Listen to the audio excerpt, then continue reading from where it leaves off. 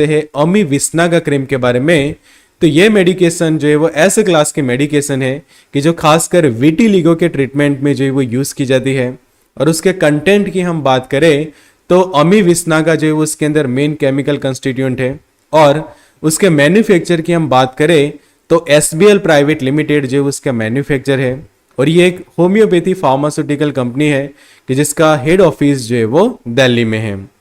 आगे जानते हैं उसके बारे में। तो ये जो मेडिकेशन का जो टाइप है वो होम्योपैथिक मेडिकेशन है। और डिटेल में जानते हैं उसके बारे में आगे। तो यहाँ पे आप उसके लेबल की स्टडी कर सकते हैं। तो सबसे ऊपर आप लिखा हुआ देख सकते हैं यहाँ पे कि होम्योपैथिक मेडिकेशन है ये। और अमी विस्नागा क्रीम है कि जो खासकर एसबीएल द्वारा जो है बनाई जाती है। तो मैन्युफैक्चर की यहाँ पे आप देखो तो जयपुर के प्लांट में ये मेडिकेशन जो है बनी हुई है। और उनकी जो कैरफरेट ऑफिस की यहाँ पे डिटेल दी गई है दिल्ली के अंदर। और एसबीएल का यहाँ पे डिटेल देख सकते हैं कि वर्ल्ड क्लास होम्योपैथी करके उनका मेन जो है वो डिटेल यहाँ पे दी गई हुई है।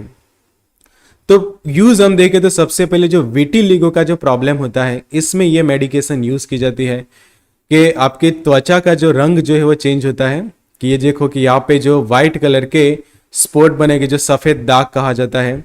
फिर कई बार कुछ लोगों की स्किन जो है वो येलो हो जाती है और येलो कलर की यानी कि पीले कलर के धब्बे देखने को मिलते हैं स्किन के ऊपर।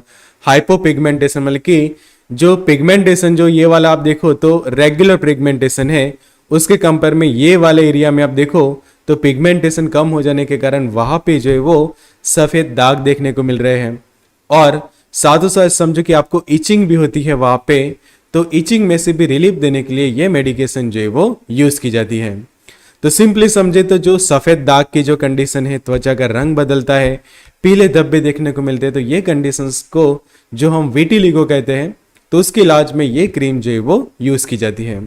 उसके अलावा भी उसके दूसरे यूज हम देखें तो जो आर्म पेट का जो एरिया होता है तो वहां पे समझे कि आपको इचिंग होती है, वहां के स्किन में स्कैलिंग देखने को मिलती है तो उसके लिए यूज की जाती है। फिर जेनाइटल इचिंग हो रही है, फिर आपके बैली बटन के आसपास आपको समझो कि इचिंग हो रही है, जो रेक्टल एरिया में आसपास आपको इचिंग हो रही है, जो ग्रोइन का एरिया होता है हमारा वहां पे आपको इचिंग हो रही है। स्पेशली ये वाला जो एरिया जो बनता है हमारी बॉडी का, तो ये एरिया फिर ये बेली बटन के आसपास का एरिया है। तो जो इचिंग होती है वहां पे उसमें से भी ये मेडिकेशन जो है आपको रिलीफ देती है। तो यहाँ पे उसका आप लेबल देख सकते हैं। तो 25 ग्राम का ये मेडिकेशन जो है वो अवेलेबल होता है, होम्योपैथिक मेडिकेशन है। और अमी विस्नागा जो है उसके अंदर 7.5% जितना जो है वो प्रेजेंट होता है।